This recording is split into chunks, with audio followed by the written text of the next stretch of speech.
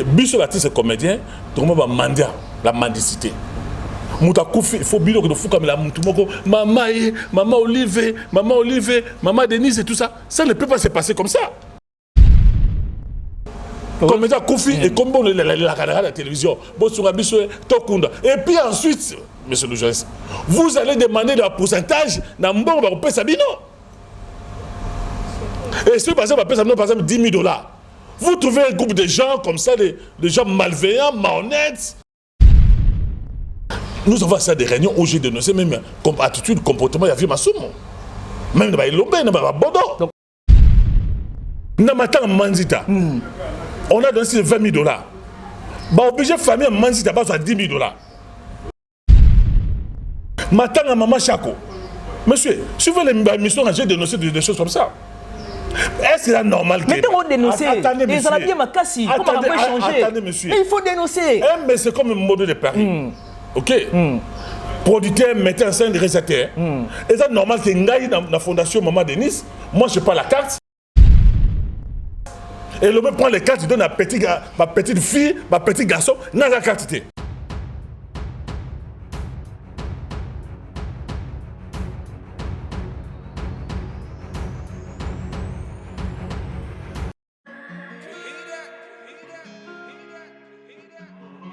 Désormais en Ngaliema, la modernité a un nom. Salle polyvalente Exodus. Ngaliema a désormais une référence, une identité. Vous désirez passer vos séjours inoubliables dans un cadre luxueux où l'on vous traite comme un roi? Une seule adresse. Salle polyvalente Exodus. Exodus vous offre des appartements sur mesure, climatisés, propres et un personnel qualifié pour de fêtes inoubliables, des cérémonies professionnelles et rendre un dernier hommage mérité et digne. Exodus met à votre disposition deux grandes salles respectueuses. Dans la poto, dans la perruque à Kitoko, en Belgique, à Paris, partout aux Alliés, Vanessa Airwig. Trocha numéro on a la scène de l'enrôle babonné de l'enrôle ça ma perruque on a bon ma sorte nion sur ma perruque à Kitoko ma coupe ya milai Vanessa Airwig azawana na prix encore abordable pour so ma perruque na yo pour ciao robima chic robima ngebu. Bonsoir, bonjour, Bissekanos de Bozali, c'est moi Brown Cosmétique. J'ai eu beaucoup de messages, je vais tout nanga au sol la canine pour atteindre à la uniforme. Donc, n'a pas là que ça vient au oyo et ça m'a foutu on a mon connaissance la car et telisaka et ça pour un teint clair, gamme différent et ça caramel, métis, chocolat, pour un maintenir caca, crème y'a beaucoup ezali, crème y'a lèvres rose ezali, donc n'hésitez pas à contacter sur WhatsApp. Merci beaucoup, à bientôt. Mouah. Nous exprimons une grande jovialité, chers internautes et les abonnés de la barre officielle et de l'Exemple Télévision. Vous les comprenez déjà parce que cette émission, vous l'aurez dans des organes, bien entendu. La barre officielle Télévision et Exemple Télévision. Chers internautes et nos abonnés, salut et bienvenue sur cette émission où nous avons un réel plaisir de recevoir pour vous nos artistes comédiens au bazar vraiment sur place, sur ces plateaux de Savoir Plus. On va essayer quand même de parler sur un projet au Ezalaka déjà, mais pour vraiment tout betali solo allons et à large parce que la question pourquoi pas bango Jackie Bomba projet mais seulement avec les trois artistes que nous recevons dans cette émission j'ai bon il y a créer vraiment projet na bango et ça vraiment un peu mise à part mais seulement avant de saluer mes invités au bazar déjà na plateau Oyo j'aimerais bien surtout dire un grand merci à celui qu'on appelle le potier le père du moment héros vivant futur honorable merci beaucoup aussi à la noblesse oblige Mavembo futur juriste, la grande sœur de Johanna Gladines Mavembo. Mes invités sont déjà sur ce plateau. À ma gauche, j'ai celui qu'on appelle Baba. Il a beaucoup s'aimé dans l'art dramatique. Donc, après plus de 20 ans même, je dirais, plus de 20 ans, Nali Banda Mboka, il a jugé bon de regagner le pays pour nous toujours s'aimer encore une fois de plus na culture Mboka Nabiso. À ma droite, j'ai des artistes. Il s'agit de Bondo de Paris et nous avons une grande dame, Mama Pozo. Bon, en tout cas, c'est le côté ça comme un dame. Na bateau va se lancer solo na batanza le kutaka yeka yemo mtapa molaba. Mukolo kata ndelo. nde tokoyeba oyo azalaka so na lokuta donc wana akata ndelo te ndimaka oyo na ye so wana. Et voilà, comprenez que c'est bel et bien Jean-Claude Mongita Baba, communément appelé, on a combo Baïbé, mais il a beaucoup plus Baba. Comme je l'avais dit, à ma droite, j'ai des artistes, donc il s'agit de Bondo de Paris et Mama Pozo, mais Norban Europé, Sambote, Namuto, tout Prenangaï, Bondo de Paris, à qui je dis bonjour. Oui, merci, monsieur le journaliste, je suis fier de toi. C'est moi qui tu as massacré mon nom, je suis Bondo de Paris, l'homme bio, l'homme frais. Déjà avant l'émission ici, tout ça, je n'ai pas compris ce que tu as fait là, tout ça. Oui. Tu parles de professionnalisme, tout ça que tu as fait là, c'est pas normal tout ça. Donc je suis Bondo de Paris et puis il s'appelle Poste au samedi. Nous sommes de l'émission, nous sommes venus ici pour tomber en Italie, famille théâtre. Voilà les bits. Peut-être si tu as besoin de bibliographie, Bondo de Paris, c'est un producteur. Non, ce n'est pas le moment parce que ce n'est pas les sujets. Tu as besoin quand même qu'on ait. Écoutez-moi, monsieur le juge, tu nous as invité, un peu de respect de la constitution de notre gars. Ok. Donc, je vais dire ceci. Bondo de Paris, c'est un producteur. Quand vous présentez quelqu'un. Tu fais bien la comédie. Hein? Attendez, monsieur. Ouais. Quand vous présentez quelqu'un, il faut aussi sa biographie. Je dis, je suis Bondo de Paris, je suis producteur, je suis metteur en scène, je suis réalisateur, je suis scénariste. Merci, monsieur le journaliste. Merci beaucoup. Tu fais passer la l'édition, les micros à Maman Pozo. Bonjour. Bonjour. Maman Pozo samedi. Tu es capoto le bela makambo Italie, famille théâtre, dans un projet nyonso. Merci beaucoup, plaisir exactement partagé Nabino. En tout cas, j'aimerais bien commencer avec Baba Sima Mikournayo. Boni d'abord santé. Oui, l'évolution qui est très bien. Oui. Vraiment, n'est-ce qui dit voilà, celui qui compte à lui, à l'atu. Chose à la gondima kaka. Abisso à la gondima et pesa melaye. Est-ce que tu vois quand même raison d'être il voyage no awawa na Kinshasa? Bon, premier effet d'abord Ezaki n'a souhaité l'os ma fille. Donc il y a des l'os de maison donc il y a fait le corona bangonios. Moi nanayo. Moi nangai petite sœur Balaki. Donc Olga Mongita. Donc on a apprécié ba salon pas azali. Respect dans mobali. Discipline libala. Et puis, nous sommes tous par la grâce du Seigneur. Alors, en dernier makamwana, Nazali, avant le Congo, pour le deuxième point, Nazali Makamia, Kofi, Kosili, c'est Makamia, mausolée, l'artiste Mongita Likeke, Albert Mongita. Oh, l'État appelle ça Salle Mongita. Ok. Nancy, c'est Makamia, il y a un mausolée, quoi. Ok. Nancy, c'est un oignon sur le coin, on a commis dans Souka ici. C'est la troisième étape, il y a dit bon, famille théâtrale. Donc, famille théâtrale, dès un moment, on a dit, ah ouais, tout si c'est ma mise au titre, c'est le bureau et Vanda, comité Vanda, pour diriger la famille théâtrale. Baba, comme tu l'as constaté, surtout dans l'annonce Nangaï, c'est beaucoup plus les projets. Et ça, en sorte que tout s'est retrouvé autour, surtout, il y a Plateau Oyo, pour nous le projet, il y a famille théâtrale. Pourquoi seulement famille théâtrale?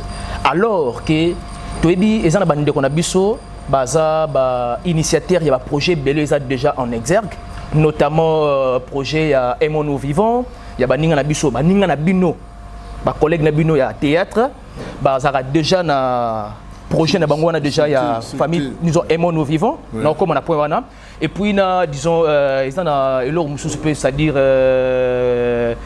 Tokanisa. Ils ont déjà projet, ils ont déjà en marche, ouais. Mais pourquoi pas au GG bon arriver dans Awawa au communier na ba collègue na yo ya ba c'est-à-dire ba collègue nos artistes et comédiens que yo GG bon au créer na yo famille théâtrale. Ba région zanini.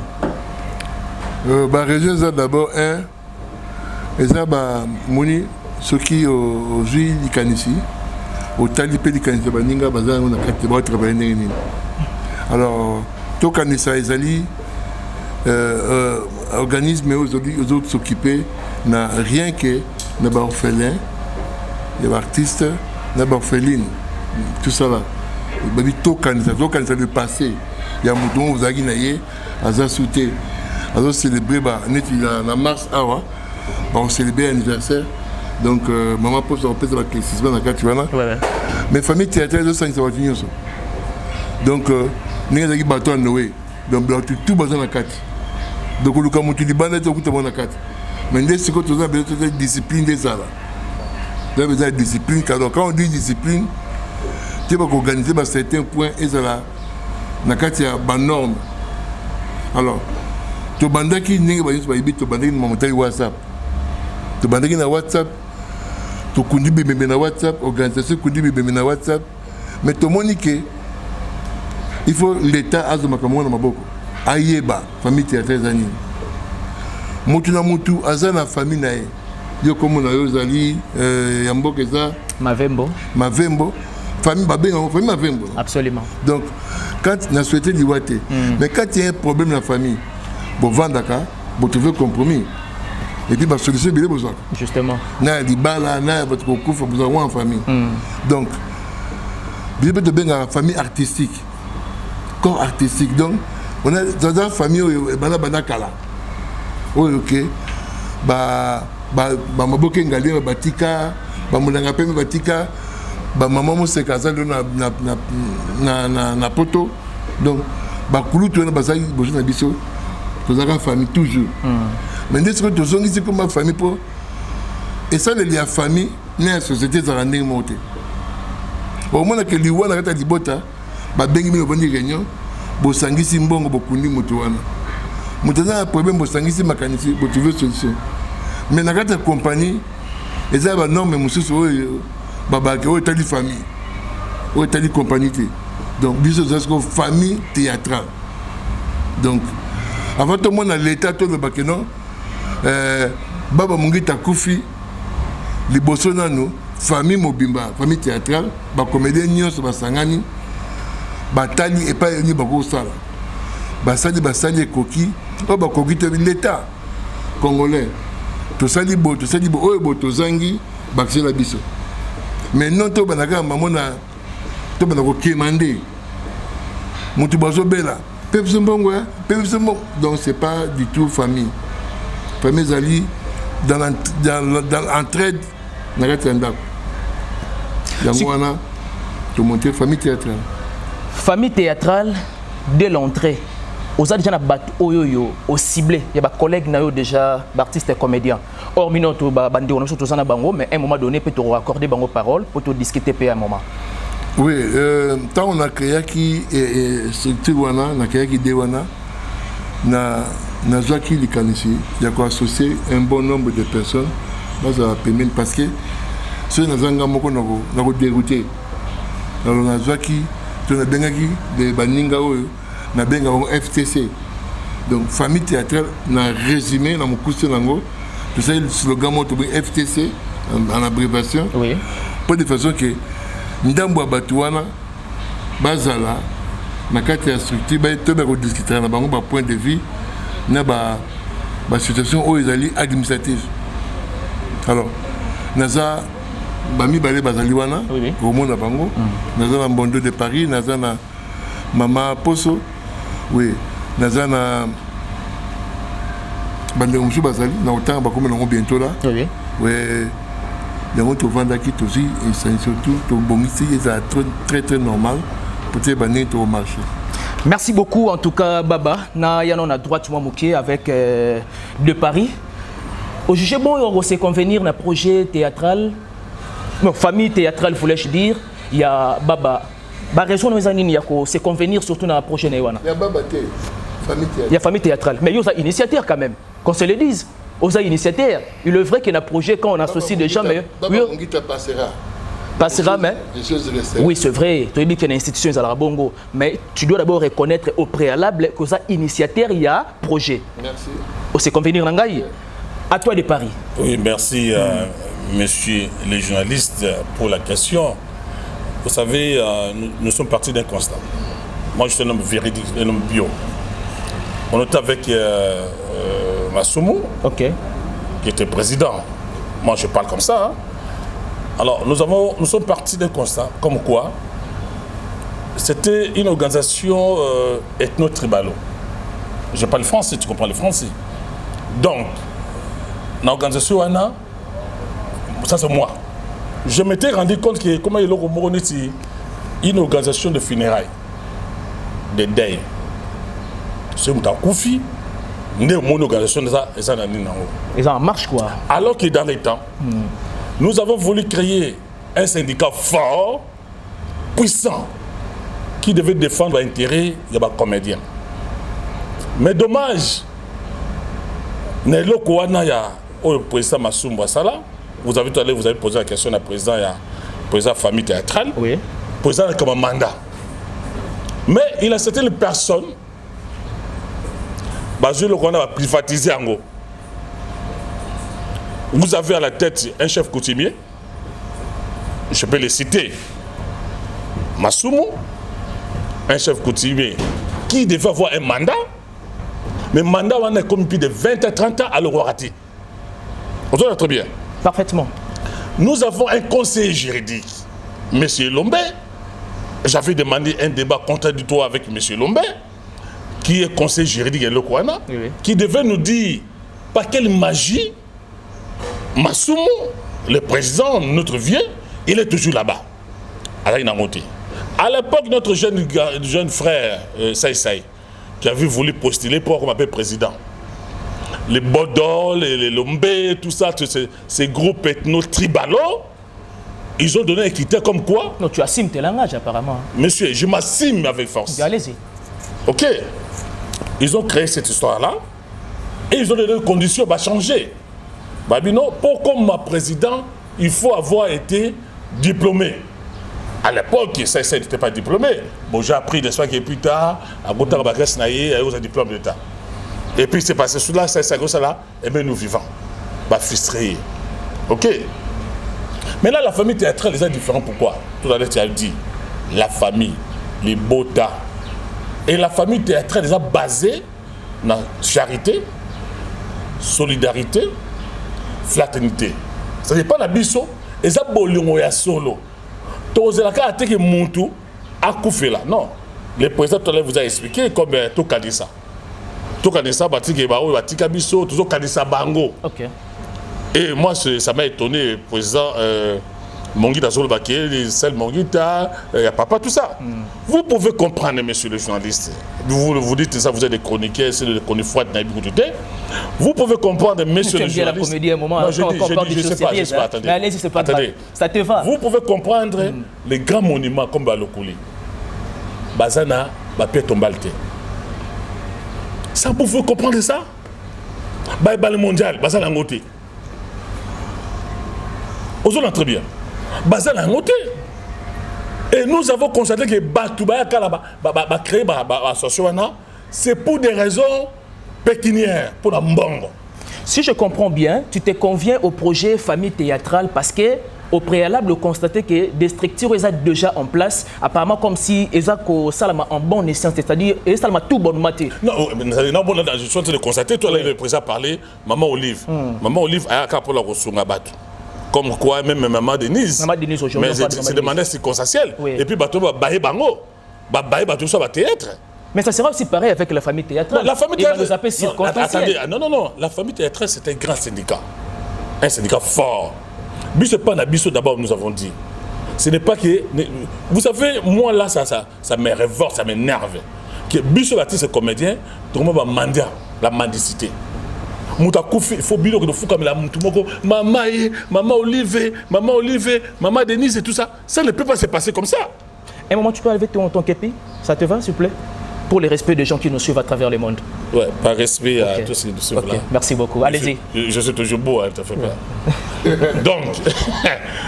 Donc, moi je parle trop, j'ai peur. Non, ça se voit. Je te laisse le temps, il y aura un moment aussi, maman pose la parole. Vous avez pour ça qui est, les loyaux, comédiens. Mais très très bien, vous avez mal organisé, etc. Vous êtes au courant, la majorité quand même. La raison, il y a famille théâtrale.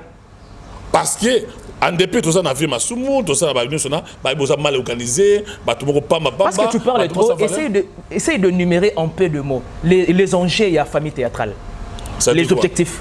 Non, je vous ai parlé la solidarité, la fraternité, la charité entre nous, avec comme ambition un syndicat fort. Eux qui défendent l'intérêt, il y a des comédiens. Quand il y a des comédiens, si on a Koufi, tout le monde a reçu un bon côté. Biso mon niveau na biso, cotisation na ndam tozoa. Vous savez c'est ridicule. Hein? comédien Koufi et comme bon la télévision, et puis ensuite, monsieur le journaliste, vous allez demander le pourcentage dans bon va Sabino. Et si par exemple, par exemple 10 000 $, vous trouvez un groupe de gens comme ça, des gens malveillants, malhonnêtes. Et comme là déjà associé à une organisation, peut-être même si il funérailles, il y a tel ou tel artiste. Mais je vous dis, à plusieurs fois, attendez, mais oui. je crains fort que mon président puisse me contredire parce que par rapport à Zoloba. Nous avons ça des réunions où j'ai dénoncé même comme attitude, comportement, il y a vu ma somme.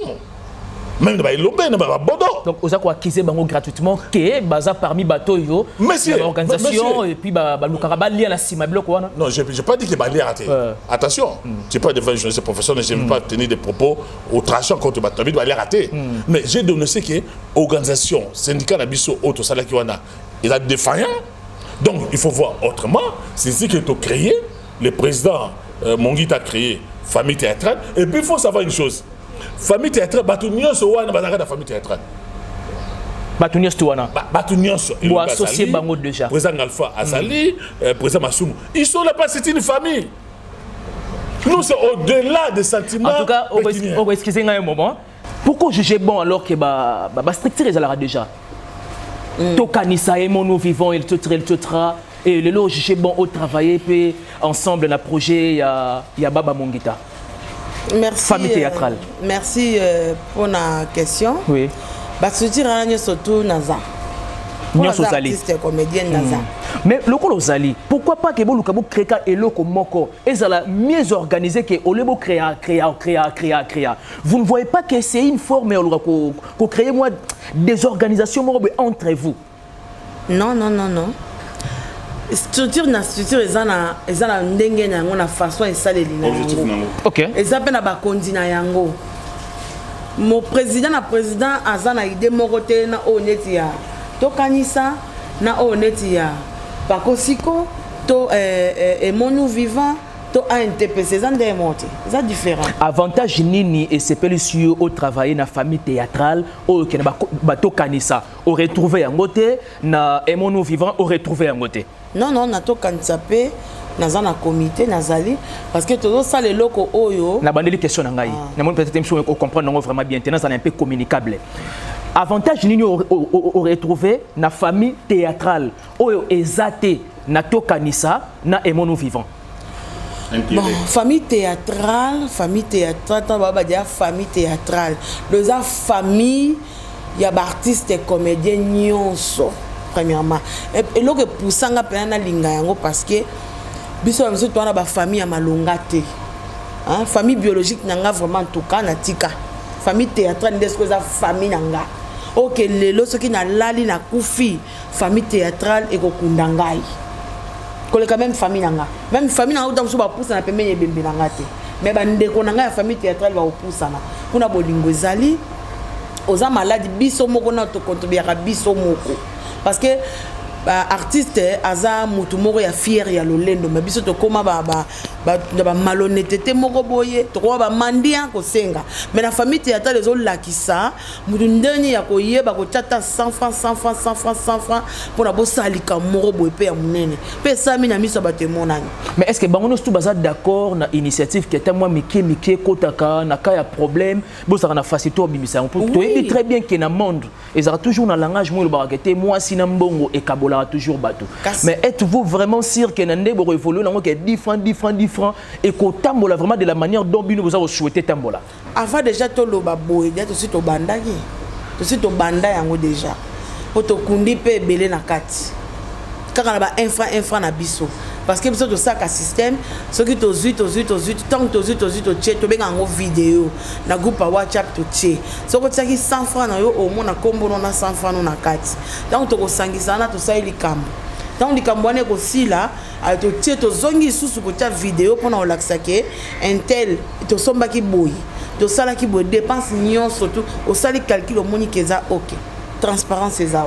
C'est tellement parfait na so sous moi mukie un moment disons les baobas Baba Mongita. Organisation.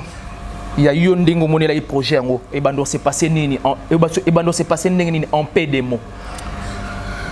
Organisation est passé dans ndenge qui secrétaire général. Ok. Pour ça, Mboka Congo. Un mandat. Okay, donc, si je comprends bien, nous sommes par mandat. Oui. Mais maintenant, il y a initiateur, il y a projet, aux allons par mandat. Mais éviter mandat dans un vis-à-vis à qui, vis-à-vis à quoi? Nous avons un mandat. Nous avons un mandat. Et puis, secrétaire général, nous avons un mandat au gouvernement. Ah, ok. Président général, au gouvernement, c'est-à-dire que nous avons un mandat de 3 ans. À nommer Batnaye, au travail. Mandat Sili, il y a un secrétaire général a organisé vote. Et après combien de temps? 3 ans. Après 3 ans. Organiser vote, pour de façon que non, je ne suis pas payé ma candidature, ma poste, ma candidature. Donc il faut aussi secrétaire général, monsieur, il y a tout à nommer Batnaye au travail. Donc quand tu es là, vous travaillez pour le mandat mobile. Mais maintenant, on peut vous appeler. Renouvelable quand même. Voilà, bah, décision. Ah, ok. Comment passer belé? Comment vous avez 16 jours renouvelés? Pour Mbamo et Kokoki. Kokoki. Pour mon monsieur, il y a un ciment. Alors, ma stratégie, monsieur Sika, améliorée. Famille théâtrale n'est pas seulement pour les affaires à Liboso. Aux hommes, on a plateau famille. Et dans la phase d'amis Balezoya, ils ont que du côté artistique, qu'on travaille avec l'artiste professionnellement. Artiste et compagnie, non, nous, comment le louer caméra. Famille théâtrale et puis caméra. Et puis sur mon matériel. Les gens, la monteur. Monteur, on est en charge d'un groupe. Yo, groupe na yo. Il y a la famille théâtrale, ils ont tourné sur mon coloboy. Je paye sur mon matériel, je tourner. Yo, mon sponsor, frère, on peut sur le monteur. Ok. Occuper monteur, et puis aussi, il m'a dit que la télé partie au niveau. Famille théâtrale, non seulement comme moi, et ça, ma projet, nous devons aider la famille Nabiso. Tu aider mon aîné, tu aider mon hôpital. Nous avons vendu, l'artiste est volontaire, malade d'hôpital. Pour l'artiste, c'est un docteur. Je suis de Paris, je suis ça, c'est un quand c'est l'équipe belé, au comme on a AVC, au comme on a paralysé. Donc, nous sommes des docteurs d'où nous devons, à notre tour aussi, assister des gens qui sont vraiment malades dans l'hôpital. On est à 3e branche de l'OSIMA. Ok. Donc, les gens, la décomposition est belée dans la famille. Quand on est une famille, nous avons autant d'ailleurs.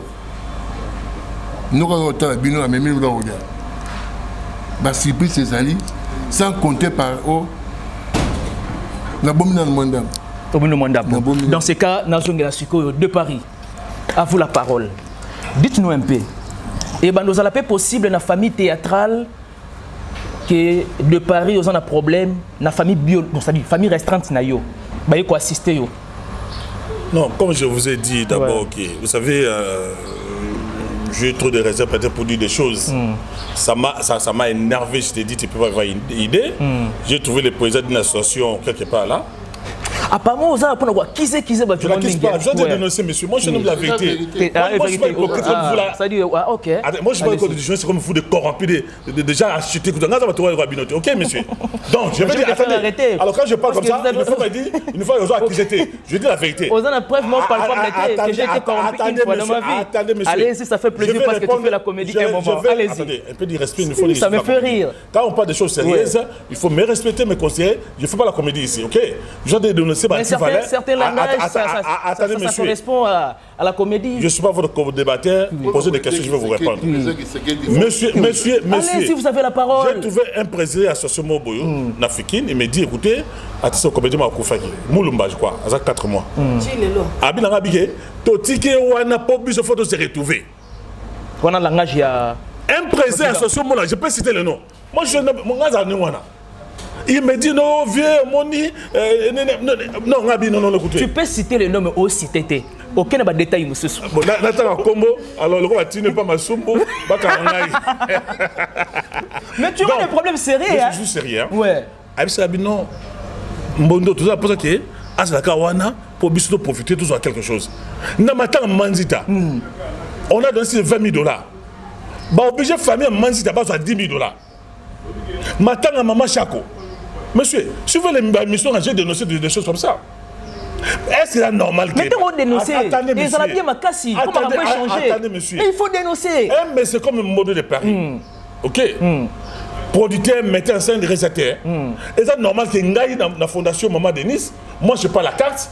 Et l'homme prend les cartes, il donne à ma petite fille, ma petit garçon, dans la carte.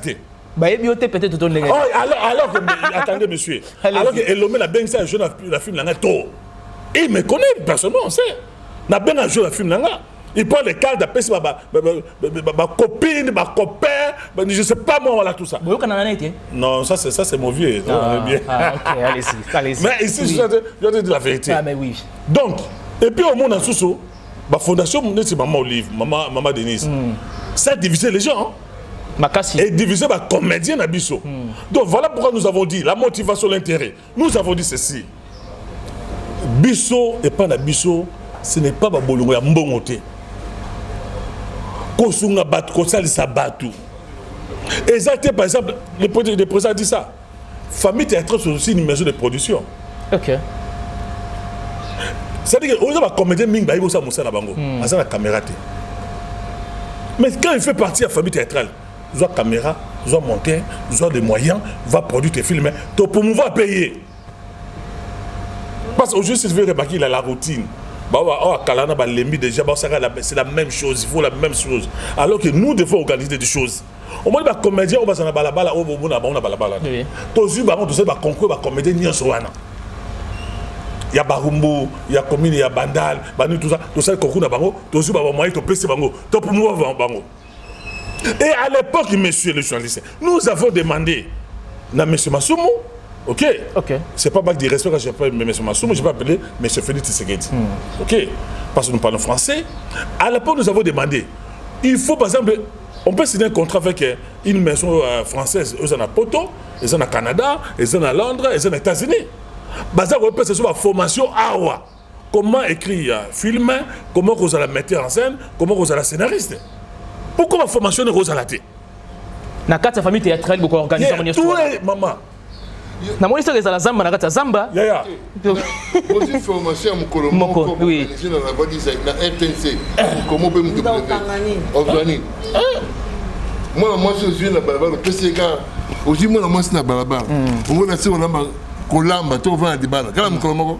Même pas. Ça prend du temps quand même. Mais yo bengi ce que mon peut faire formation na RTNC. Et si le pays est brevet. Donc on a pu beaucoup condamner, on a quatre familles théâtrales. Et c'est condamnable. Comment on colombo les a raté? Comment on colombo? Attends, c'est mou, ils ont raté pour le colombo. Tellement bien dit. Ok. Et puis nous avons les fonds de promotion culturelle, monsieur. Où l'État donne l'argent là-bas. Les fonds de promotion culturelle, ça, Moussalani. Pourquoi Péro Sougaba? Moi, ça me révolte, ça m'énerve en même temps. Mais nous avons un fonds de promotion qui tire Zawana. Apparemment, comme si la révolte n'a jamais produire quelque chose du bien pour se réjouir. Voilà en fait pourquoi il doit avoir quelque quand même, oui, famille théâtrale. Genre, il y a idée naïe. Encore pour nous révolter, quand il n'y a pas une structure pour nous idée naïe, et vous kendez à la dérive. Voilà. Mais quand il y a une structure, ils ont appuyé, démarche naïe, intention naïe. Voilà, ça doit aboutir à un fruit bien approprié. Donc, je ne dénoncer pas parce que ce sont des choses par et mon ami n'a mis ça battre. Dis, n'a koufeli mutunangai, n'a koufeli moi nananga, maman nanga, yo bimseli nga bon na l'état. Le big abo pesa nga bon fona kata 30% la pesa. Là c'est absurde quand même. Je dois pas 30% la pesa pour ça na oni. On n'a pas de fonctionnement, ouais bureau na bien. Famille théâtrale déjà en cours, bientôt là pour notre bureau. Mais il faut que voilà, comme ça, na tamboli partout dans les messieurs et l'ombe na moni bureau na. Ka elombe moko. Entre-temps, on va acquiser un moment donné. À l'époque, là, il y avait Galfa, il y a Lukuli, il y a le bureau. Je suis sûr qu'il y a un bureau. Le nom de Monica Elombe. Mais si vous avez un grand cité, vous avez un bureau, vous avez un membre de ma taille, vous avez un bureau. Vous avez un grand cité. Non, vous avez un petit cité. Oui, allez-y. Nous voulons faire un syndicat fort. Ouais. est-il normal vraiment qu'un producteur tout le monde dans la poto, n'est-ce pas? Aïna yawa azuba fait théâtre. OK. Avant de produire bango, après ça va $10, $20. Et puis mbongo wana rezoba on a la chambre. A kubuli bango le soso. Après avoir abîmé na yonano.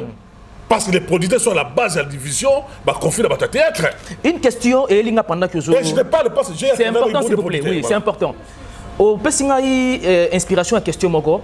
C'est à la base, il y a des blocs où on a des producteurs et belé bakima parce que bino bodeno ça bango ba ça la blabla la bango awa. Mais attendez, il a des producteurs qui étaient sérieux. Ouais. Moi je me rappelle pour ça awa. Ouais. Nous on était avec Placide, Med Kaba. Nous par exemple on a fait l'épisode Moko. C'était des $50. Épisode nani. Na Malulu Vaka tout travailler na bango. Moi aujourd'hui ba toi ça là. On travaille avec major Bissadidi. Je travaille avec lui, je connais beaucoup de choses, ba Rémi Kilo, tout travail. Ba James que la producteur Nyonso. OK. Na même pas filmer. Bah Amelou na comment bah Amelou bah tout ça là comment va filmer na bango. OK. Sur petit mode de Paris on va filmer ngenze belé. Mais nous avons dénoncé une chose maintenant aujourd'hui c'est quoi? Même on a ba ça ba YouTube on a. Bah on a filmé na yo. Bah on va filmer mais yo celle l'année na yo moko bah besoin $500. Nous moi à l'époque quand j'écrivais les films, mon temps à $3000. Je venais de vendre un film là combien? $500. Sur producteur comme ça bon rappel ça yo. Mais est-ce qu'on est beaucoup plus dans le système de jeu, gag hein? Non, même chaîne à télévision, on a YouTube, tout ça. On peut s'arrêter à $10, $20. Banaton, on va besoin de $10, $20. Mais par rapport à tableau, alors que si on a un niveau à famille théâtrale, nous avons un syndicat fort, et ça, nous devons nous faire respecter quand même. Nous devons nous faire respecter. Pour se faire respecter d'abord, là où les autres ont échoué, je pense, je crois. Oui. Nous voulons corriger quand même. Tu non mon papa, on a producteur, on a produit mouteux, tu as valeur naïbo, tu as la respect naïbo. Au lieu de signer contrat, c'est-à-dire que l'acteur nous a signé contrat dans la famille théâtrale. Pour mon acteur producteur rejoyer, il passe par la maison. Et ça va idée autour ça pour la rebondir ça, tout plus ça fallait au moins nakala, au moins cabane va jouer. Maintenant aujourd'hui les joueurs, on est une minute quand surtout passer parole par maman pour y aller. Donc, c'est pour te dire n'est-ce que biso famille théâtrale tu es bon, tu es facile de sauter. Mais tu as une idée quand même qu'il faut assurer ça. On peut signer partenaire avec Sonance, on peut signer partenaire avec Centre Wallon de Bruxelles, Centre français. Centre Wallon, bon et bimaka pour la resunga, comédien na biso. Mais il a déjà un groupe de gens qui détourner Mbongwana. Il y a un groupe de gens qui détourner Mbongwana. Merci beaucoup, Maman Pozo. À vous la. Automba déjà victime. Il y a un producteur aïe, ami qui faut jouer bon dans la quatre chambre. Automba déjà victime on a. Mais baleki bazoya lelo baleki boya lelo batoma ba victime moi mingi penza mais ngana nazwa ni nangote otoma victime lelo kona te otoma victime nangote parce que obandai ko boya ou soit etira ko se présenter te ça maté et ça la maté mais producteur aya attentat et ça mabongo mais yo boya to bon biso à l'époque là tozaki na ba producteur mo musu baza ko se respecter hein. Neti Moutuloko la Manu Luvaka, oui. Aïbina nous RDCT, c'est un Angolais. Ayana nous Kishasate. Hermen Ayaka, Placide Avandai Koya. Aux hommes on a moutaza qu'on se respecté, bah on manque au respect d'eni. Tu vois. Et puis période na biso ya ba cassette aminene et un dengue moté na YouTube na banini, et un dengue moté. Puis bah CD hein. Cassette moi mena na police allez deux ans ndenge moko na kilelo moi kilelo ba vitesse Android ba comme na ba gag comme ba kotika mbala mokele ki YouTube so za ki na ngote bo salika na cassette eleki ba tiena nini ba magnéto voilà tu vois deux ans différents mais ce qu'on conseille au pesa na baleki na lelo parfois ba ya théâtre plus pour baser la carriériste mais baser la bon juste opportuniste. Conseil na opesa bango ka malembe hein. Là qui est vraiment malembe mbango eza pema. Ngana lobaka moto asimbaka kisi na théâtre aza lâche.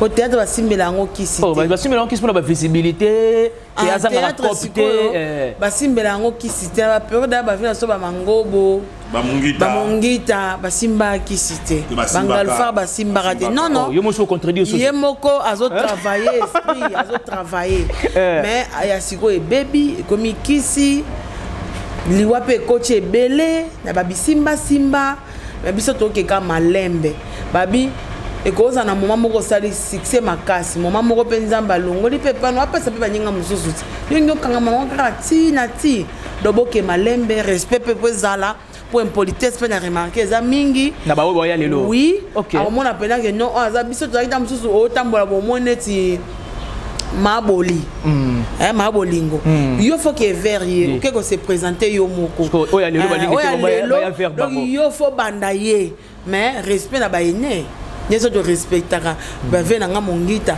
ata ermoso agange pa tomboka mabe amona la to agange le komo lokolo zinja mabelo panza na vena o vandika akimo mona er moka wazaleki nanga ozo comprendre donc faut aux en respect wana po ou mais la peine à moki. Et c'est tellement parfait, merci beaucoup. Lentement et sirement, nous attendons vraiment au terme de cette interaction concernant les grands projets à famille théâtrale, les Baoba Mungita Baba. Mot de la fin Nayo. Et puis ça sera super bien que na bateau Bolanda soit à travers le monde entier. Bah déjà, mais bien sûr que oui. Mais bien sûr que oui. Non. On va y arriver. On va y arriver. Non. On va. Ouais. Yo tout ça là bongo. Yo tout ça. Là c'est aussi bien. À vous la parole. Donc mot de la fin Nayo. Ça pourtant on a anticipé le président. Nous sommes en train de préparer la sortie officielle. Il y a famille théâtrale, bien sûr. Et puis ça sera accompagné à la conférence de presse. Oui. Alors, tu là pour expliquer philosophie, vision. Il y a famille théâtrale. Le président Royde surtout expliquer vision de la famille théâtrale, qui est un syndicat fort, une maison, et pour la protéger des intérêts. Il y a des comédiens. Parce que la famille théâtrale, il faut savoir aussi, il y a des chroniqueurs théâtrales. Il a aussi une famille théâtrale. Les metteurs en scène aussi font partie de la famille théâtrale. Les réalisateurs, les caméramans, Déborah Kapiamba, Déborah Kapiamba, tout ça, la femme chouette, la femme ravissante, tout ça. Donc, elle n'était pas producteur, la chef de ma chaîne était venue. Elle est dure d'esprit. Non, on a dit Mambosa Laka, tout ça. Oui, Mambosa Laka. Ah, ok, allez-y. Mais il faut que tu pratiques bien. Il y a biso dans le niveau de biso. Nous avons une vision. Et bientôt, nous allons vous communiquer vraiment vision de la famille théâtrale. Et tous les gars, émission, on atteint A, on atteint C pour nous expliquer vision de la famille théâtrale. Et pas d'habitude, on a un problème. Cotisation Salmara. Chaque mois, pour nous habiter moko. Donc, on a on ne peut que applaudir le président Mungita par rapport à sa vision, initiative Naye. Et merci Nayo, journaliste. Le plaisir est partagé. Parce que c'était moi l'affaire. Merci na partie technique. Namoni Déborah Kapiamba, Azawana, namoni Deo Maf, Azawana, Zama Pamolabino. Toi na cuisine interne, puis toi na Jérémy Makiese. Jérémy Makiese. Bah s'abonner massivement na chaîne de télévision Labino Oyo. Oui, la barre officielle télévision, exemple télévision, parce que cette émission vous l'aurez dans des jours. Merci beaucoup. Voilà, peut-être na Osoa Noana. Moi je suis un Bordeaux de Paris, l'homme bio, l'homme frais, voilà. Maman, mot de la fin, Nabatou surtout Bazolanda à travers le monde entier. Merci Nabandeko Nyonso Baolanda Biso na chaîne Oyo. Bon s'abonner massivement. Na pesika merci na ba équipe technique ya chaîne Oyo. En tout cas, accueil na bongo za kitoko makasi. Merci en tout cas. To pesi nzambe merci parce que a permis ta kitoko manangonga Oyo pour émission Oyo. Et le kana koloba en tout cas initiative moko bien et za na kati sa famille théâtrale ba mona ngo musika tant ba roya na kati nde ba comprendre moni to boyi nde na matanga mama Chako eza mudu mususu aleki na vraiment na télévision zolobake ngai penza na na changer ki équipement ndako na ngai na ba pourcentage ba pesa nga na matanga mama Chako et puis ça est libre le bango na média en tout cas ya mowe do biso soki etikali mukiane etikalaka tokotalaka mutu akwelaki likambo soki yo te okwelaki soit mwana to mobali so to sali dépense ya mukiane etikalaka tozongela o tozwa yango te to pesa o parce que ozo mais voilà, on va voir que tu as bon président na TV. C'est bon. En tout cas, là, c'est une bonne chose. En tout cas, c'est la preuve suffisante que tu aux femmes de civilisation quoi. Donc, tous ça, les théâtre, il faut peu beli peu boyer. Aux appels assurance médicale nayo, oza pe na assurance na yo ki ozi problème to boye sonance ezali donc ezolanda ete ke non obandi kolela na pasi nde eza bo bosunga ngai te komo sengo komi mandia. Donc, la famille théâtrale, ce n'est pas le cas. En tout cas, merci beaucoup. Je pense bien que si tu repères sa parole, il y a le président, l'initiateur, le fondateur, il y a projet famille théâtrale. Mot de la fin et nous allons chuter complètement. D'abord, Nazo Senga, merci à l'artiste congolais, Nyonso, il y a Congo. La différence qui fait famille théâtrale, les années, et en plus, bon, gagne surtout basé sur les membres quand on a ça. Mais famille théâtrale n'est pas président qui se dans le bible, tout le monde il banda Congo va voter. La famille théâtrale peut battre tout basé dans banda. Na auto merci na lipati, na auto contribution na PC pour la famille théâtrale to que nous sunga Papa Moussa. Donc c'est ça. Alors en plus de cela, dans notre famille il y a biso ba comédien. Boye ba ko kanisa quelque chose qui ne va là. Toujours des produits à vendre. Toujours on a bien sorte de koufi. Bon ça rappelle moi pété. Neti comme ça passé. Court na biso comme de Thompson. En ça 5, ils ont que 5 mois c'est quoi. Capora Murumba, asa toujours na morgue. Bakundi était parce que famille est boy bakundaye. Soit disant de comment il y a maison le bakike. Avant bakunda kurutuana. Il faut bénéficier, il faut l'État paye $15 000. Donc c'est trop. $15 000, bon peut ça biso tant dans bon mois. So to kufi, c'est biso na mabele na sanduku toke ko paiement. Alors, na compensation ba comédien boy. Il est temps maintenant de comme la deuxième phase. Il y a yo Luka au s'affilier vraiment d'identité na yo comme na yo tout s'affilier la famille théâtrale et ça malamu mingi. Alors au cause de l'affilier la famille théâtrale et ça babisika musu bandimaka couplage té la maison musu ndima couplage té mais bien de on ndima couplage dans la maison mususu la famille théâtrale jusqu'à ce respect ce que pas voisin vous n'avez pas voisin tout l'équipe c'est la question de baninga. Donc, c'est dans le respect. La famille théâtrale pour qu'on bien, on vend bien. Moninga Koufeli contribution à $5, $10, $20. Ça dépend de nos yeux. Artiste ni surtout à ça moto à $5. Voilà vraiment moi et ça trop clair. N'a pas baillé de frontières. Mais ça c'est mon porté amour tout ça c'est comme encore. Dans l'amour, on peut vaincre n'importe qui. Donc, Jésus a gagné et ça pour la volume. Il a tout donné pour l'amour avec l'amour. Alors, tant qu'on a une famille théâtrale, d'abord qu'on sait du bosso, si on a un problème, il va contribuer. Si on a contribué, on a habité. Famille théâtrale, mais nos frères, mais on a la famille notée. Et il en a eu mon côté. Mais frère, tu es là parce que frère est un frère. La bande dit mon anga, Yangwana, je suis là. Nous avons un point à Bino, Bino aux famille Yanga. Alors, à propos de la sortie officielle, Mbonde de Paris à le Biwana, Borosa, communiqué, hier, nous avons pas fait Bino, date, n'a lieu, et pas Oyo, et au Salam. Mais jusque-là, nous avons battu la place, nous avons confirmé les sautés.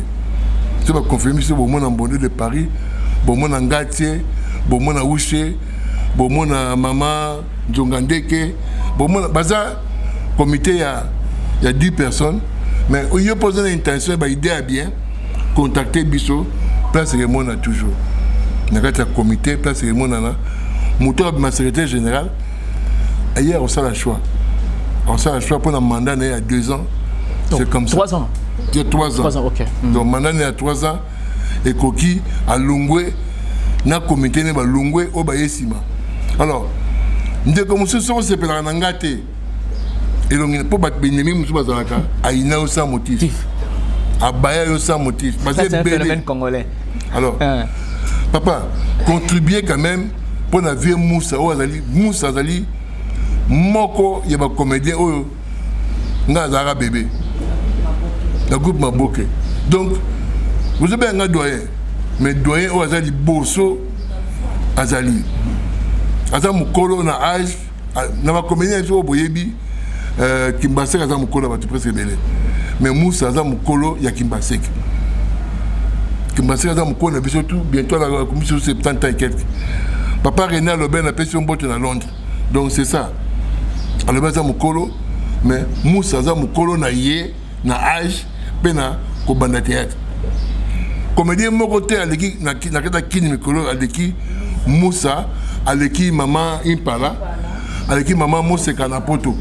Donc bah les trois oyo les grands leaders du théâtre na mboka Congo sont tangi mongita azaki avant bango bango baye batika na misa toana. Donc on a trois les conduits à théâtre congolais. Pendant Baksani oyo ndeko nanga bondo lobi oui. Non Baksani na lobi boyeke. Ce qui fait mal, Moussa on a bandé théâtre avant la botame. Mais ba kaboli ba carte à santé, ba pesi été, ba pesi na bengi petit communauté. Ba pesi muto ay lobby à l'ancienneté. À 2 semaines d'ancienneté.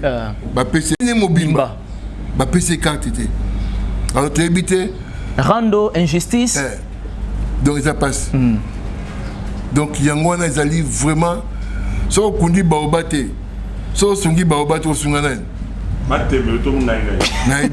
En tout cas, merci beaucoup à Jean-Claude Mongita Baba, merci beaucoup à Bondo. Non, merci, je vais y arriver. Merci beaucoup à toi, Bondo de Paris. Merci beaucoup à Maman Pozo. Nous sommes pratiquement à la fin de cette émission. On a posé à Liban. À Liban, il y a combien de personnes alors? Naoboka Vinanga Ikoko Ganzo Monapoto, Vinanga Kimbaseke, Yoyebi. Président Alpha Mbotebele, Elombe Mbotebele, mais.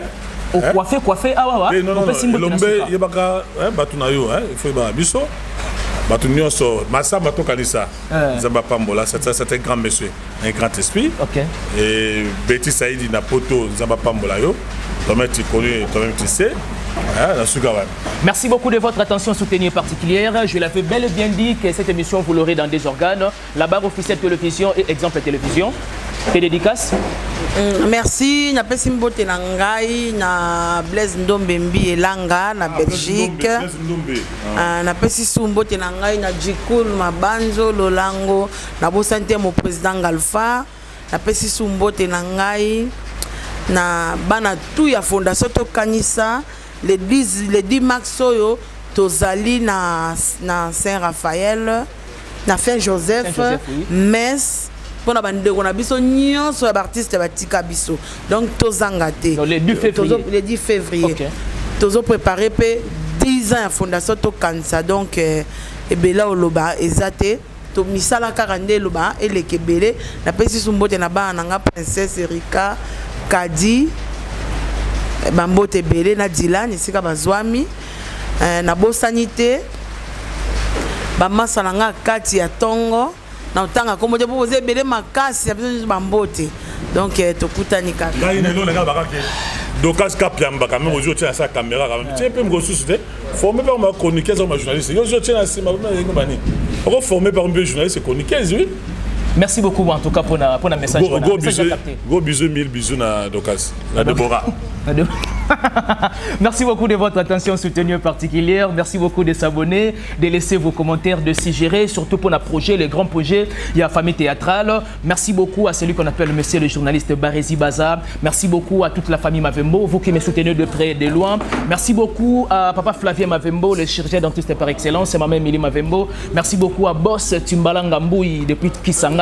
Merci beaucoup à mon frère et ami Cédric Mokoko, l'économiste chevronné, papa et les princes Givaros. Merci beaucoup à Brenda, la grande dame. Merci beaucoup aussi également à Mère Ale Kaspara Linda depuis les États-Unis. Merci beaucoup à toi, Deka, derrière la caméra. On vous aime bien. Sans oublier cet espace qui nous reçoit à chaque fois, surtout dans Posa Nayango, entre Éthiopie, Prince Kassavoubou dans la commune de Kassavoubou, bien entendu, Flat Hotel, les Arabes Moko.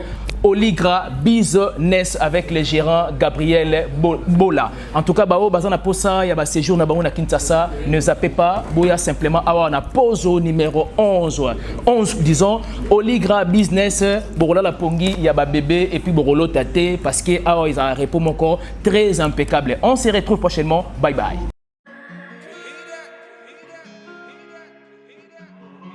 Désormais en Ngaliema, la modernité a un nom. Salle polyvalente Exodus. Ngaliema a désormais une référence, une identité. Vous désirez passer vos séjours inoubliables dans un cadre luxueux où l'on vous traite comme un roi? Une seule adresse. Salle polyvalente Exodus. Exodus vous offre des appartements sur mesure, climatisés, propres et un personnel qualifié pour de fêtes inoubliables, des cérémonies professionnelles et rendre un dernier hommage mérité et digne. Exodus met à votre disposition deux grandes salles respectives. Yasika et Yumi, avec la nouvelle formule de la pommade Toza Awatai, une pommade à 100% satisfaction, une pommade à base de plantes naturelles, et là pour vous satisfaire bien sûr le femmes, et là pour vous mettre en valeur, pour vos agrandissements de fesses, seins, mollets et hanches, la pommade Toza Awatai est là pour vous satisfaire. Et les hommes, on ne vous a pas bien sûr oublié, la pommade Toza Awa est là pour vos agrandissements et allongements de pénis.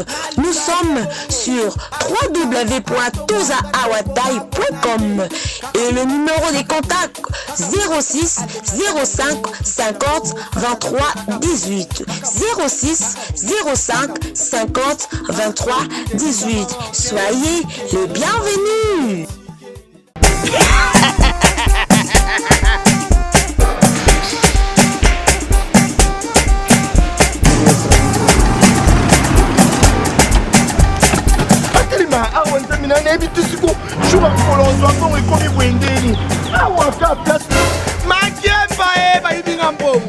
Nada, qu'est-ce qui se passe? Nada,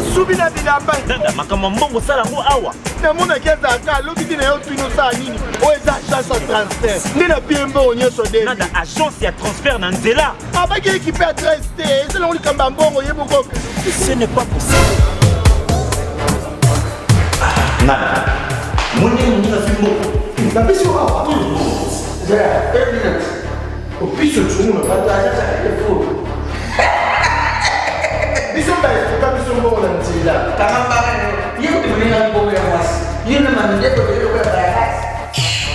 bana okatanga pe ya bipai na bipai Yasika eye lelo ndenge tozala baboye agence na bino ya sur FBT ekomi na adresse ya sur chef Katanga numéro 5 entre Njamena na Kambo.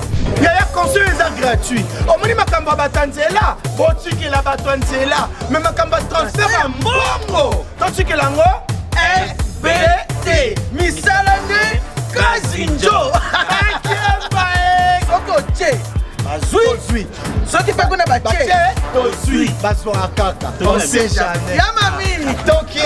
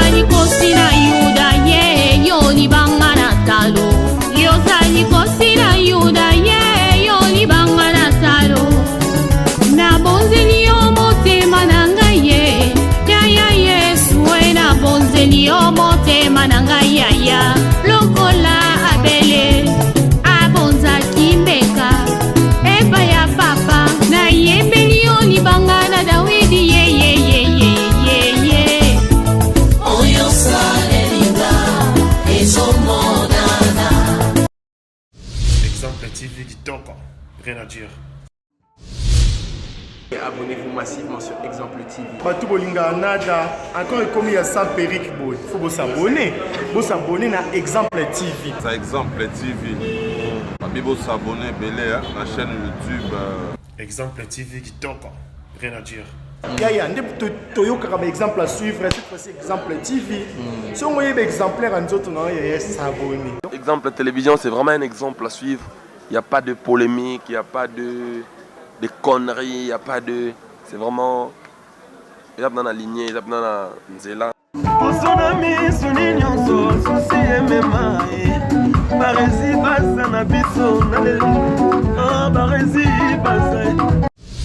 Exemple TV qui toque, rien à dire.